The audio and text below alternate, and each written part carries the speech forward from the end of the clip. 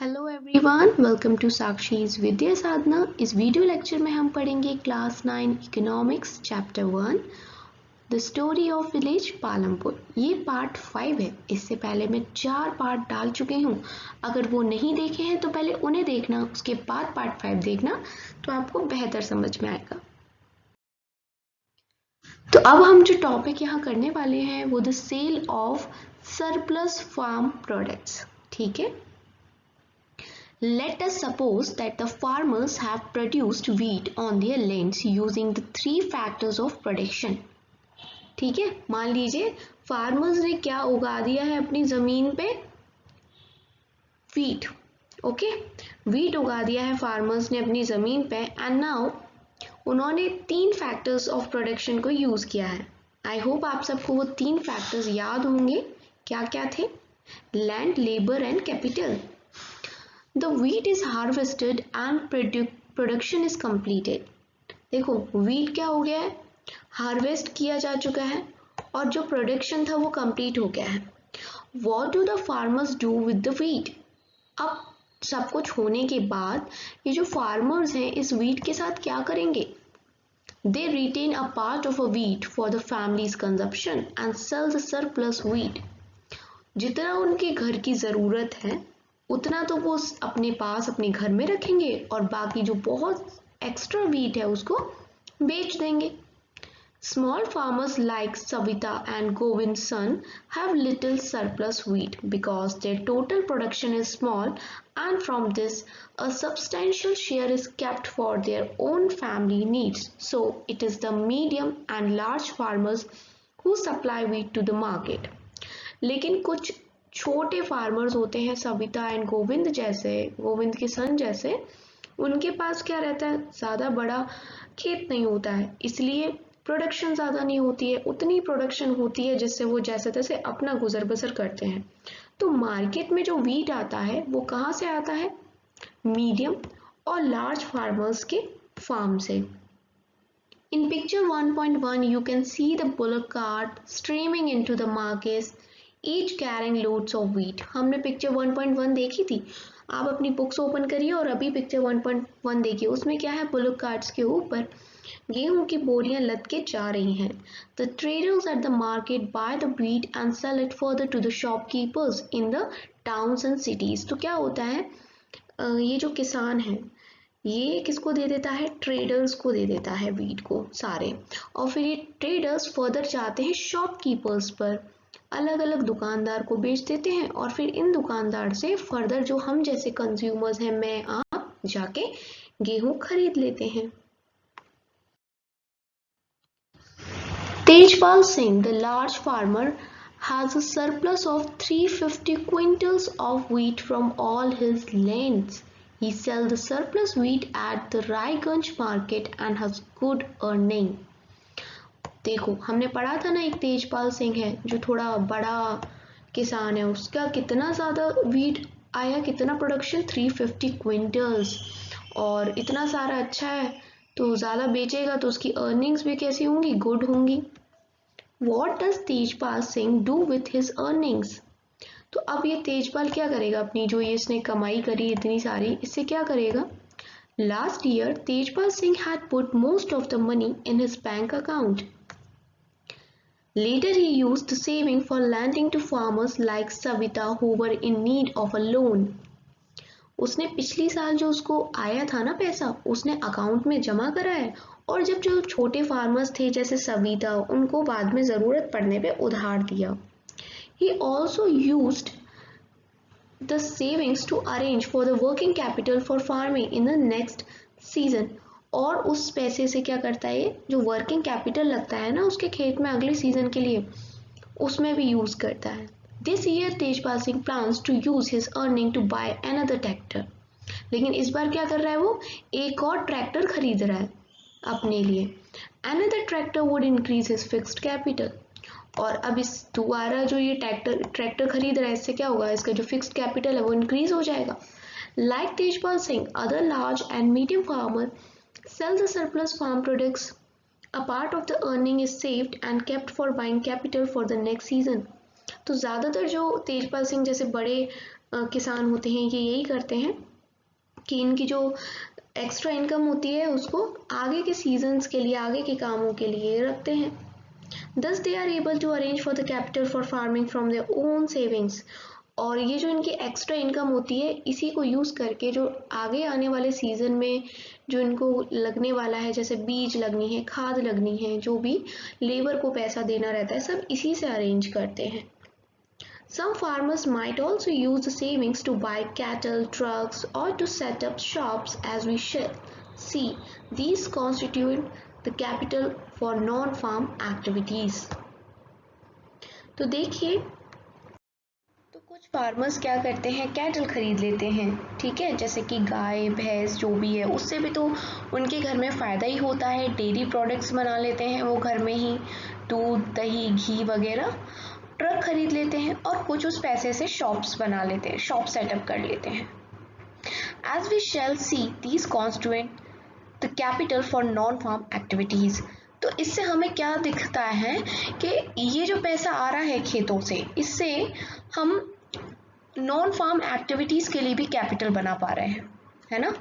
अब ये non farm activities क्या है ये आपको पता चलेगा जब हम ये नेक्स्ट टॉपिक जो आपके सामने दिख रहा है स्क्रीन पर ये पढ़ेंगे, नॉन फार्म एक्टिविटीज़ इन पालमपुर। वैसे तो नाम से समझ जाना चाहिए कि नॉन फार्म एक्टिविटीज़ है, मतलब ऐसी एक्टिविटीज़ जो फार्म में नहीं हो रही हैं अदर देन फार्मिंग।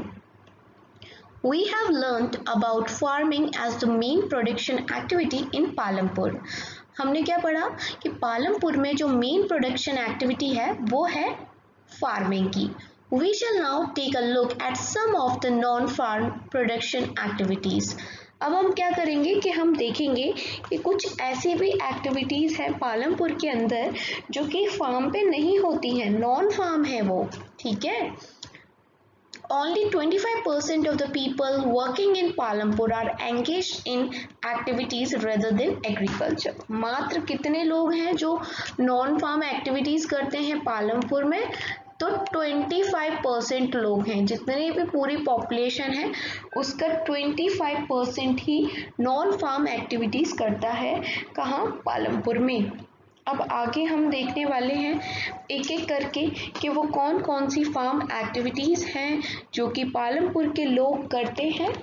तो उनमें से जो सबसे पहले एक्टिविटी, मतलब पहले जो काम है जो करते हैं पालमपुर के लोग, वो है डेयरी। डेयरी का काम करते हैं जो कि बहुत कॉमन सी एक्टिविटी है। आपके आसपास भी कुछ लोग होंगे जो डेयरी का काम करते होंगे। Dairy is a common activity in many families of Palampur, ठीक है।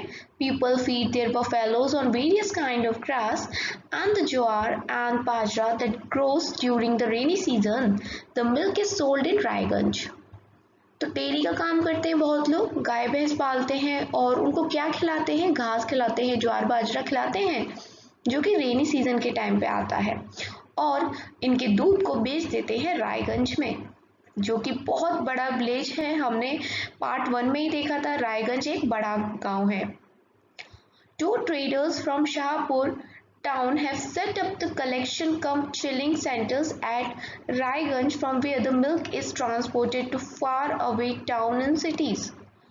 और दो ट्रेडर्स हैं जिनने शाहपुर में एक चिलिंग सेंटर खोल दिया है, क्योंकि आपको पता है ना कि दूध एक पर्टिकुलर टेम्परेचर पे ही सही रहता है, अदरवाइज ख़राब हो जाता है। तो वो खोली है जहाँ से दूध ट्रांसपोर्ट होता है दूसरे शहरों में, दूसरे कस्बों में। Let us take 3 farmers. Each has grown wheat on his field, though the production is different। हमने क्या किया है कि 3 फार्मर्स ले लिए हैं और तीनों के जो प्रोडक्शन है वो डिफरेंट है। कॉलम्स में हम देखेंगे अलग अलग में अभी, और जो consumption of wheat by each farmer is the same, लेकिन जो खपत है, मतलब जितना उनके खाने में लगता है गेहूँ, वो सबका बराबर है, लेकिन प्रोडक्शन तीनों के यहाँ डिफरेंट हुआ है। The whole of surplus wheat this year is used as capital for the next year's production. और जो भी उनको कमाई हुई है ना, इस बार फसल से जो भी उनकी कमाई हुई है, पैसे आए हैं, वो नेक्स्ट ईयर के कैपिटल में वो यूज़ करेंगे। Also suppose production is twice the capital used in production.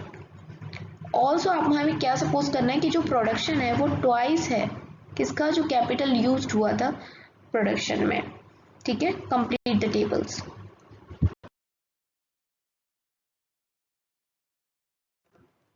So here is the table, farmer 1, farmer 2 and farmer 3 दिया है। अब पहले साल में जो प्रोडक्शन होता है इसका मान लो 100 होता है, ठीक है।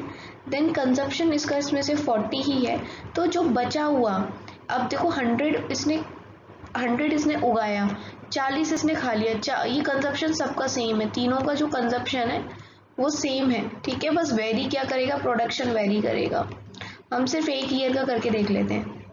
तो अब ये बताइए, देखिए प्रोडक्शन इसका 100 था और इसने उसमें से 40 खा लिया, तो सिंपल सा प्लस माइनस वाली बात है।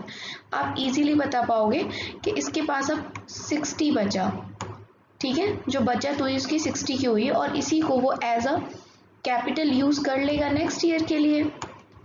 यहाँ पर 80 ही प्रोडक्शन हुआ था, इससे कम, तो इसके पास कंजप्शन 40 है, तो यहाँ पर सरप्लस कितना बचेगा, 40 बचेगा और इसी को वो नेक्स्ट ईयर कैपिटल के लिए यूज कर पाएगा। यहाँ उससे और कम प्रोडक्शन हुआ 60, तो यहाँ सरप्लस 20 होगा। तो जब नेक्स्ट ईयर का जो कैपिटल होगा इनके पास, इसका 60 है, इसका 40 है, इसका 40, इसका 20 रहेगा, तो आप देखेंगे कि फार्मर 1 नेक्स्ट ईयर ज़्यादा कर पाएगा, उससे कम फार्मर 2 और उसके कम फार्मर 3, बिकॉज यहाँ थोड़ा कैपिटल कम होता जा रहा है। Let's discuss compare the production of wheat by 3 farmers over the years। मतलब हमने अभी एक ही साल का करके देखा था, आप तीनों साल का करके देखना। Then what happens to farmer third in year third। मतलब हमने ये देखा था, पहले ही साल में देख लिया था, जो तीसरा फार्मर है उसका सबसे ज़्यादा कम, मतलब सबसे कम प्रोडक्शन हुआ है, तो उसका जो सरप्लस बचता है वो भी कम ही बचता है। जैसे कुछ 60 बच रहा था, उसमें से कंजप्शन तो उसका 40 हो गया, तो बचा कितना, 20। तो ऐसे करके अगर वो नेक्स्ट ईयर सिर्फ 20 के साथ ही स्टार्ट करेगा तो उसका और कम हो जाएगा, वो थर्ड ईयर और कम हो जाएगा। तो ये चीज़ आपको करनी है, क्या वो प्रोडक्शन फिर कंटिन्यू कर पाएगा, है ना। तो इस तरीके से थोड़ा लिखना या इसके बारे में थोड़ा सोचना। An example of small scale manufacturing in Palampur. अब हम देखेंगे कि पालमपुर में क्या एग्जाम्पल है, मतलब किस प्रकार की स्मॉल स्केल मैन्युफैक्चरिंग होती है। At present, less than 50 people are engaged in manufacturing in Palampur. 50 से कम लोग क्या काम कर रहे हैं, मैन्युफैक्चरिंग कर रहे हैं। Unlike the manufacturing that takes place in the big cities or big factories in the towns and cities, manufacturing in Palampur involves very simple production method and are done on a small scale। देखो manufacturing जैसे कि शहरों में होती है, बड़ी बड़ी factories में होती है, उस प्रकार से नहीं होती है, छोटे स्तर पे हो रही है पालमपुर में। And they are carried out mostly at home और in the fields with the help of family labour, rarely are labours hired. और आमतौर पे ये मैन्युफैक्चरिंग लोग बाग घर पे बैठ के कर लेते हैं, फैमिली के सारे मेंबर्स मिलके काम कर लेते हैं, अलग से लेबर हायर नहीं की जाती। Mishri Lal has purchased a mechanical sugarcane crushing machine run on electricity and has set it up on his field। तो कोई ये मिश्री लाल जी है, इन्होंने क्या करा है, एक शुगर केन क्रश करने वाली मशीन खरीदी है जो कि इलेक्ट्रिसिटी से चलती है और इसे अपने फील्ड पे लगाया है। Sugar cane crushing was earlier done with the help of bullocks but people preferred to do it by machine these days. पहले के टाइम पे ये जो क्रशिंग की जाती थी शुगर केन की, गन्ने की, ये की जाती थी with the help of bullocks. बैलगाड़ियों में जो बैल होते हैं उनकी मदद से की जाती थी, लेकिन आजकल लोग मशीन से करना प्रेफर करते हैं। Mishri Lal also buy sugar cane from other farmers and process it into jaggery. Mishri Lal क्या करता है, दूसरे किसानों से जो कि गन्ने उगाते हैं, गन्ने की खेती करते हैं, उनसे गन्ना खरीदता है और फिर इसे किसमें चेंज कर लेता है, गुड़ बनाता है गन्ने से, और फिर इस गुड़ को शाहपुर के ट्रेडर्स को बेच देता है और वहां से उसको एक प्रॉफिट मिलता है, लेकिन ये प्रॉफिट थोड़ा छोटे स्तर का प्रॉफिट होता है, ज़्यादा खास कुछ बड़ा प्रॉफिट नहीं होता। Now let's discuss what capital did Mishri Lal need to set up his jaggery manufacturing unit. तो कितना कैपिटल लगेगा इसको मिश्री लाल को अगर वो अपनी ये गुड़ की जो मैन्युफैक्चरिंग यूनिट है ये सेटअप करता है, तो उसको कितना लग सकता है, ठीक है। And then who provides the labour in this case, तो लेबर कहाँ से आएगी, कौन प्रोवाइड करेगा मिश्री लाल को लेबर। तो चलो पहले पहला क्वेश्चन बता दो। इस क्वेश्चन जो है कि मिश्री लाल को जैगरी यूनिट बनानी थी, है ना, मैन्युफैक्चरिंग करनी थी, उसे गुड़ बनाना था, तो उसे क्या क्या कैपिटल लगेगा, तो उसको क्या चाहिए, फिक्स्ड कैपिटल चाहिए। फिक्स्ड कैपिटल कैसा, in the form of sugar crushing machine, तो उसको सबसे पहले क्या चाहिए होगा, शुगर क्रशिंग मशीन चाहिए होगी, है ना, उसके लिए उसे पैसा चाहिए मशीन के लिए। देन अब वो गन्ने खरीद के लेके आएगा किसी दूसरे के खेत से, तो उनको भी तो पैसा देना पड़ेगा, तो वहां भी पैसा लगेगा, वर्किंग कैपिटल लगेगा, उसको पैसे देने पड़ेंगे। देन कुछ लेबर भी तो चाहिए होगी उसको, बिना लेबर के कैसे काम करेगा, लेबर को भी पैसे देगा। सेकंड क्वेश्चन यही है कि लेबर आएगी कहाँ से, तो क्या हो सकता है कि या तो वो खुद ही काम कर ले और अपने, क्योंकि हमने ये देखा कि उसको स्मॉल प्रॉफिट हो रहा है, ज़्यादा बड़ी मैन्युफैक्चरिंग यूनिट नहीं है, तो या तो वो खुद कर ले, अपनी फैमिली वालों को बिठा ले साथ में, या फिर जिनके पास जो लैंडलेस लेबर होती है, जिनके पास अपनी ज़मीन नहीं है, तो वो कम रुपए पे भी काम करने को तैयार हो जाएंगे ऐसे लोग, तो उनको रख सकता है ना। थर्ड क्वेश्चन है, can you guess why Mishri Lal is unable to increase his profit. जैसा कि हमने पहले देखा कि जो मिश्री लाल है वो ज़्यादा प्रॉफिट नहीं कमाता है, तो क्या रीज़न हो सकते हैं कि मिश्री लाल ज़्यादा प्रॉफिट नहीं कमा पा रहा है। बहुत सारे रीजंस हो सकते हैं। पहले तो हमने देखा कि उसने स्मॉल स्केल ही लगा रखी है, एक छोटी सी फैक्ट्री है। दूसरी बात, उसने पहले पैसा लगाया मशीन को खरीदने में, उसके बाद वो पैसा लगा रहा है उस मशीन को चलाने में, क्योंकि इलेक्ट्रिसिटी से हो रहा है, फिर वो पैसा लगा रहा है गन्ने खरीदने में। अगर यही गन्ने का खेत उसका खुद का होता तो थोड़े कम पैसे लगते हैं ना। तो इतने सारे कॉस्ट है। मान लो अगर इलेक्ट्रिसिटी के जो बिल है उसके पैसा बढ़ जाए, इलेक्ट्रिसिटी महंगी हो जाए थोड़ी, तो उसको और ज़्यादा पैसे देने पड़ेंगे। कभी सूखा पड़ जाए तो गन्ने के दाम हो जाएंगे। तो इस तरीके से उसके जो, आप बहुत सारी चीज़ें लिख सकते हैं जिसकी वजह से वो अपना प्रॉफिट इंक्रीज नहीं कर पा रहा है। Now could you think of any reason when he might face a loss, मतलब किसी प्रकार से उसको जो लॉस होता है आप सोच सकते हैं, तो उसमें भी आप ये सब चीज़ें लिख सकते हैं जो मैंने आपको बताया कि सूखा पड़ जाएगा तो भी उसको लॉस होगा उसके प्रोडक्शन में, या इलेक्ट्रिसिटी का मान लो कहीं से कोई तार वार की प्रॉब्लम आ गई, इलेक्ट्रिसिटी कट हो गई, आंधी तूफान आ गया, बहुत सारे वेरियस लॉसेस होते हैं। या मान लीजिए उसी की तबीयत खुद की खराब हो जाए, तो कोई मैनेजमेंट नहीं हुआ तो वहाँ भी काम बहुत सारा ठप पड़ जाएगा। इसको ना रटी रटाई लैंग्वेज को छोड़ो और प्रैक्टिकल सोचो, ठीक है। प्रैक्टिकली सोचो कि अगर आप ही ने कुछ सेटअप किया और आप ही नहीं हो तो काम कैसे होगा। नॉर्मल चीज़ें सोचो, समझ में आ जाएगा, बहुत ईजी है। Why does Mishri Lal sell his jaggery to traders in Shahpur and not in his village? ये जो मिश्री लाल है ये गुड़ को शाहपुर में बेचता है, अपने गांव पालमपुर में क्यों नहीं बेचता। इसके बहुत सारे रीजन हो सकते हैं। सबसे बड़ा रीजन तो यही है कि पालमपुर बहुत छोटा सा गांव है तो वहाँ की डिमांड भी कम है, शाहपुर उससे बड़ा गांव है तो वहाँ की डिमांड भी ज़्यादा है, तो इसीलिए वो कहाँ बेचता है, शाहपुर में बेचता है। The shopkeepers of Palampur. People involved in trade exchange of goods are not so many in Palampur. तो इतनी देर से हम ट्रेडर्स की बात कर रहे थे, बाकी सारी जो भी हमने पहले बातें करी हैं, लेकिन ये जो ट्रेडर्स हैं ये होते क्या हैं, ये ट्रेड का काम करते हैं, मतलब जो गुड्स होते हैं, जो सामान होते हैं, कॉमोडिटीज़ होते हैं, उनका एक्सचेंज करते हैं। ये क्या करते हैं, तो पहली चीज़ तो ये जानो कि ज़्यादा तो ट्रेडर्स थे नहीं पालमपुर में, क्योंकि पालमपुर खुद ही एक छोटा सा गांव है, लेकिन जो भी थे वो होलसेल मार्केट से सामान खरीदते थे और उसको फिर गांव में सिटीज़ में जाके बेच दिया करते थे। अब ये किस प्रकार का आइटम्स होता था, जैसे वीट हो गया, शुगर हो गया, जो भी हमारे डेली यूज़ के आइटम्स होते हैं वो सारे बेच देते थे। Soap, toothpaste, biscuits, candle, notebooks, pen, pencils, कुछ क्लोथ्स भी बेचते थे, ऑयल, टी, शुगर, ये सब बेचा करते थे। और कुछ फैमिलीज ऐसी थी जिनका घर कहाँ था, बस स्टैंड के पास था, तो उन्होंने क्या करा, शॉप खोल ली काय की, ईटेबल्स की। आपने देखा होगा आमतौर पे जहाँ पर बस स्टैंड होता है या ऑटो रिक्शा स्टैंड हो या रेलवे स्टेशन हो, वहाँ खाने पीने की चीज़ें मिलती हैं, थोड़ी कॉस्टली भी मिलती हैं और उसके बावजूद भी चलती हैं, क्योंकि लोगों के पास कोई ऑप्शन होता नहीं है, वो सफ़र कर रहे होते हैं और खाना पीना तो सभी के लिए ज़रूरी है। तो पानी की बॉटल्स तक बिकती हैं वहाँ पर, खाने की क्या चल रही है। तो जिन लोगों का घर बस स्टैंड के पास था, उन्होंने ईटेबल्स की शॉप मतलब खोल ली, जो कि बहुत ही अच्छा आइडिया है। यहाँ पर अच्छा मुनाफा वो कमा सकते हैं। Karim has opened a computer class centre in the village. तो और करीम ने क्या किया है, कंप्यूटर सेंटर क्लास खोल ली है। बताओ, in recent year a large number of students have been attending college in Shahpur town.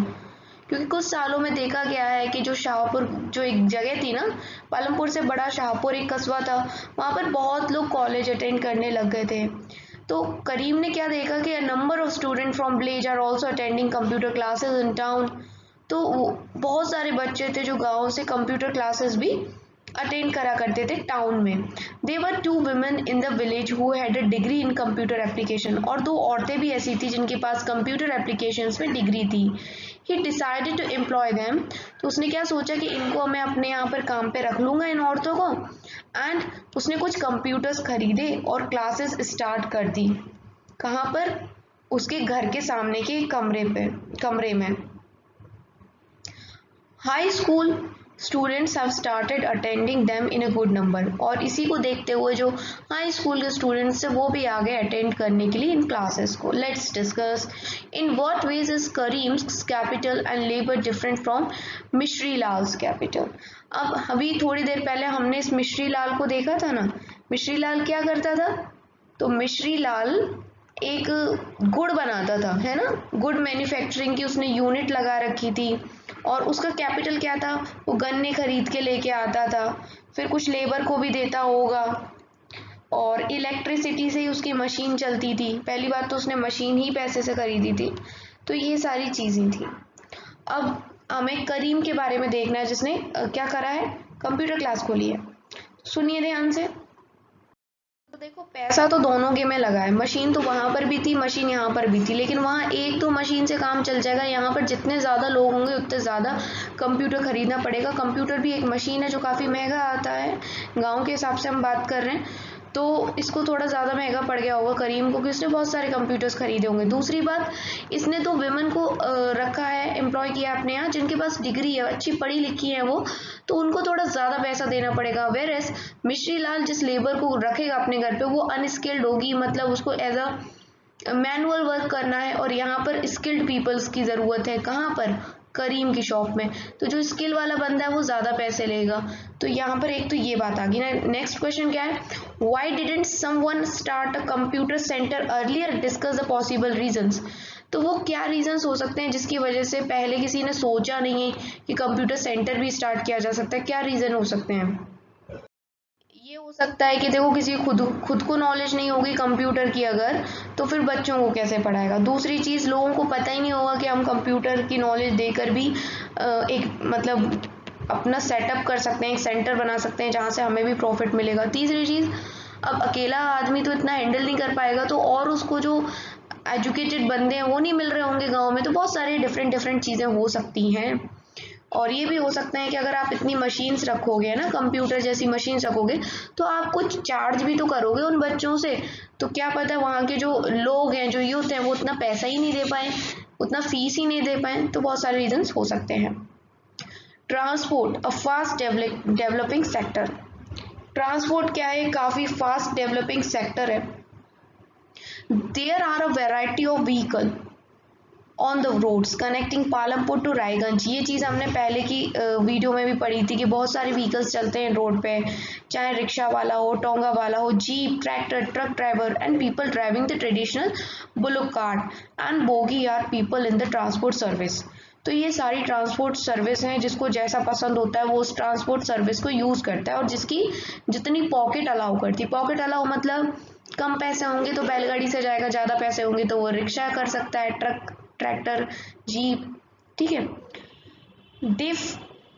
They ferry people and goods from one place to another and in return get paid for it। वो क्या करते हैं, एक से दूसरी जगह सामान को लेके जाते हैं और लोगों को भी लेके जाते हैं, जिसके बदले में उनको पैसा मिलता है। The number of people involved in transport has grown over the last several years. Kishora is a farm laborer. Like other such labor, Kishora found it difficult to meet his family's need from wages that he received. अभी तक हमने बहुत सारे लोगों के नाम इसमें देखे थे ना, एक रमाकली था, एक दला था, दाला था। इनको भी बहुत प्रॉब्लम आ रही थी क्योंकि ये इतना पैसा कमा नहीं पा रहे थे। सेम कुछ इसी प्रकार का किशोरा सोच रहा है। A few years back, Kishora took a loan from the bank. This was under a government program which was given cheap loans to the poor landless households. तो सरकार ने एक इनिशिएटिव चला रखा था जिसके तहत जो थोड़े लैंडलेस पीपल है, जिनके पास अपनी खुद की ज़मीन नहीं है, उनको लोन दे रही थी सरकार। तो इसने क्या किया, किशोरा ने उस स्कीम के तहत लोन ले लिया। ओके, जब लोन ले लिया उसके बाद क्या होता है, किशोरा ने एक भैंस खरीदी, बफेलो, उस पैसे से, एंड उसने स्टार्ट कर दिया क्या, बफेलोज मिल्क, मतलब दूध बेचना स्टार्ट कर दिया, which is a good idea. Further, he has attached a wooden cart to his buffalo and uses it to transport various items. फिर उसने क्या किया, दूध से और भी प्रोडक्ट बनाने स्टार्ट कर दिए होंगे और अपने ही बफेलो से उसने अपनी एक कार्ट और लगा ली, जैसे बैलगाड़ी होती है वैसे बफेलो कार्ट, और उसमें बेचना स्टार्ट कर दिया। Once a week he goes to the river Ganga to bring back clay for the potter, or sometimes he goes to Shahpura with a load of jaggery or other commodities. तो वो क्या करता था कि हफ्ते में एक बार जो वो होता है ना, मिट्टी के बर्तन बनाता है, पॉटर वगैरह, कुम्हार, तो उसके लिए मिट्टी लेने जाता था रिवर गंगा नदी के किनारे, और कभी कभी वो जागरी यानी कि गुड़ लेके भी जाता था इधर से उधर, मतलब शाहपुरा से दूसरी जगह पहुंचाने, या पालमपुर से शाहपुरा, इस तरीके से वो करता था। हफ्ते में एक बार ये भी कर लेता था। Every month he get some work in transport, तो हर महीने उसको कुछ ना कुछ काम मिल ही जाता था ट्रांसपोर्ट करने का। As a result Kishora is able to earn more than what he used to do some years back. तो इससे क्या हुआ, किशोरा जो पहले कमाया करता था उससे अब वो ज़्यादा कमाने लग गया, और पहले की अपेक्षा उसकी जो लाइफ है वो काफ़ी सुधर गई, है ना, ठीक हो गई पहले की अपेक्षा काफ़ी। Now we will see some questions here in the let's discuss. So let's discuss what is Kishora's fixed capital. तो हियर किशोरा का फिक्स्ड कैपिटल क्या है आपके अकॉर्डिंग, ये बताना है आपको। देन क्वेश्चन है what do you think would be his working capital, क्या होगा उसका, and in how many production activities is Kishora involve, Kishora किन किन प्रोडक्शन एक्टिविटीज में अब इन्वॉल्व हो गया ये बताना है। And would you say that Kishora has benefited from better roads in Palampur. तो ये भी बहुत सोचने वाली बात है। तो चलो देखो, किशोरा के बारे में हमने देखा था, एक फार्म लेबरर था पहले वो, है ना, जैसे दूसरे होते हैं। अब उसका जो फिक्स्ड कैपिटल है वो क्या हो गया, एक तो जो उसकी बफेलो वो भी उसने कहीं से खरीदी है, ठीक है, फिर वुडन कार्ट उसने परचेज किया लोन से, ये सब उसका फिक्स्ड कैपिटल के अंदर आएगा। और आगे हम और डिस्कस करते हैं इसके क्वेश्चंस को, सुनते रहना आप ध्यान से। आसानी से अपने वर्किंग कैपिटल्स निकाल पा रहा है क्योंकि वो दूध भी बेचता है, कुछ उसको ट्रांसपोर्ट का काम भी मिल जाता है, जैसे कि हमने देखा वंस इन अ वीक में वो कभी मिट्टी लेने जाता है, तो कभी गुड़ को इधर से उधर शिफ्ट करता है, बेचता है, ट्रांसपोर्टेशन करता है, तो यहाँ से वो एक्स्ट्रा भी कमा रहा है दूध के प्रोडक्ट्स के अलावा, दूध बेचने के अलावा, तो वर्किंग कैपिटल अपना निकाल पाता होगा ना। देखो किशोरा और किस किस काम में इन्वॉल्व हो चुका है, तो वो मिट्टी लेके आता है, तरह तरह के ट्रांसपोर्टेशन करता है, जैसे जैगरी करता है, तो वो लोगों को भी कभी कभी ट्रांसपोर्ट कर देता होगा, एक आधा आदमी मान लो मिल गया, तो इतने लोग तो वो लोग कार्ट पे बैठ के जा ही सकते हैं, तो उनसे भी तो पैसे लेता होगा। और बफेलो का मिल्क भी बेच रहा है, और मिल्क से और भी बहुत सारे प्रोडक्ट्स बन सकते हैं, तो इतनी सारी एक्टिविटी में अब किशोरा हो चुका है। अब आप बताइए, सबसे इम्पोर्टेंट क्वेश्चन मुझे यही लगता है, बाकी तो ठीक थे, ये थोड़ा सोच के बताओ कि ये जो बेटर रोड्स बन गई हैं पालमपुर में, इसकी वजह से किशोरा को कुछ हेल्प मिली है क्या, आपको क्या लगता है? देखिए हाँ मिली है। ऐसा बोला जाता है कि अगर हमारे यहाँ की रोड्स अच्छी हैं तो वो हमारी इकोनॉमी को बूस्ट करेंगे, क्योंकि अच्छी रोड होगी तो वहाँ पर ट्रांसपोर्टेशन स्मूथली वर्क करेगा, और अगर ट्रांसपोर्ट जल्दी जल्दी होगा, स्मूथ तरीके से होगा, विद इन टाइम होगा, तो इकोनॉमी बूस्ट होती है। आगे जब आप और ज़्यादा इकोनॉमिक्स पढ़ते जाएंगे तो आपको ये चीज़ें समझने आने लगेंगी। अब मान लीजिए रोड अच्छी नहीं होती तो ये ट्रांसपोर्टेशन का काम कैसे होता, काफ़ी डिफिकल्टी आती। और पालमपुर इतना छोटा सा गांव है कि वहाँ विद इन गांव कोई भी आदमी नहीं फल फूल रहा था, उसे शाहपुरा और रायगंज से कनेक्टिविटी चाहिए ही चाहिए थी। तो इसीलिए रोड्स का सिर्फ इस पालमपुर और सिर्फ इस चैप्टर में ही नहीं, हम अपनी इंडिया की बात करें या वर्ल्ड लेवल की बात करें तो भी रोड्स का बहुत ज़्यादा इम्पोर्टेंस है। और इसी की वजह से आपने देखा होगा, अगर या फिर न्यूज़ में सुना होगा, नहीं सुना तो अभी सर्च करके देखना या फिर अपने पापा से पूछना, क्योंकि वो तो न्यूज़ देखते ही होंगे। आई एम श्योर कि आजकल जो प्रधानमंत्री नरेंद्र मोदी जी हैं, इन्होंने जब से ये सरकार इनकी आई तब से इन्होंने बहुत ज़्यादा ध्यान दिया है रोड्स बनाने पे। तरह तरह के इन्होंने स्कीम्स लेके आए हैं, प्रोजेक्ट्स लेके आए हैं जो रोड्स से रिलेटेड है। क्यों? क्योंकि रोड अच्छी होंगी तो जल्दी ट्रांसपोर्टेशन का वर्क होगा, इकोनॉमी बूस्ट होगी। तो इकोनॉमी के लिए एक बहुत इंपॉर्टेंट फैक्टर होता है रोड्स। तो ठीक है, सर्च करना अगर एक आध दो का नाम आपको पता चलता है और आप सच में सर्च करते हैं तो कमेंट सेक्शन में ज़रूर बताइएगा। मिलते हैं नेक्स्ट वीडियो में। Thanks for watching. Sakshi's Vidya Sadhana.